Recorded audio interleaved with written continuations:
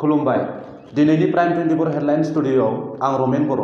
धेमाजि जिल्लानि डेकापाम पन्चायतनि 9 नं वार्डनि सिङाव थानाय रामपुर गामिनि रायजो राजाफोरा खौसेयै लोगो नांनानै दिनै औवानि दालां बानायदों।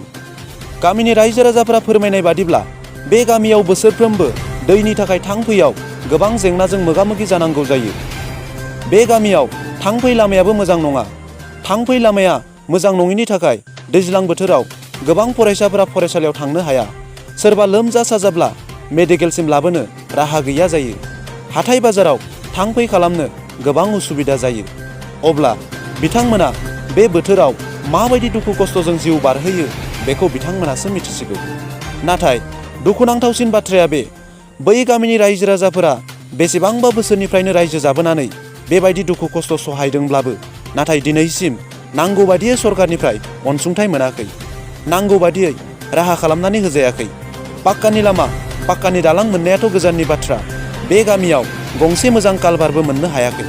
जायनि थाखाय रायजो राजाफोरा सरकारखौ लामा नायाजासे गावसोरनो बोसोरफ्रोमबो औवानि दालां बानायनानै हान्थिनांगौ जायो।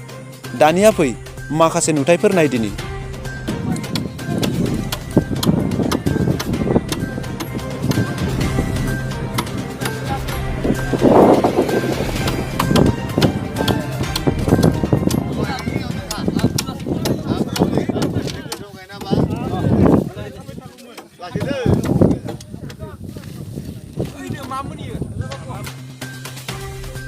बेफोरखौ नुनायनि उनाव सोंथि जाखाङो गोसोआव, रामपुर गामिनि रायजो राजाफोरनो दालां, हान्थामेला बानायना होनाया सरकारनि बिबान नङाना?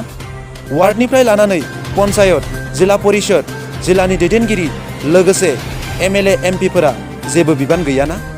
दङब्ला बे गामिनि रायजो राजाफोरा बे जेंनाजों बोसोरफ्रोमबो मानो भुगिनांखो? फैबाय थानाय समफोराव सरकारा बे गामिनि रायजो राजाफोरनि थाखाय मा राहा लागोन बेखौ समासो फोरमायसिगोन।